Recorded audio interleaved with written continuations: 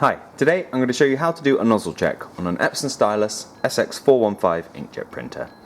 Now, the first thing we need to do is to go into Setup menu on the printer. Now, once your printer's into Setup, we go one to the right using these arrow keys, and then press OK to go into Maintenance.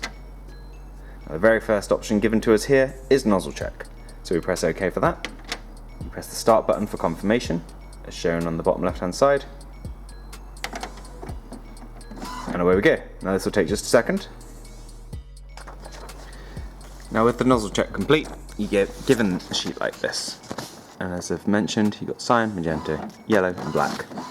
Now, this covers quite a large area, so if there was any stripes or anything, they should be pretty evident there. If your printer's struggling with like fine lines or detail, that should also be shown. This one is looking spot on, so we're fine there. If yours isn't looking quite as good, you do have the ability to do head cleaning from here without having to navigate through the menu again, just pressing the Start button. I'm looking okay, so I'm going to press OK, and we're done. Now, hopefully you found this useful. If however there's anything else you want to know, do let us know in the comments below.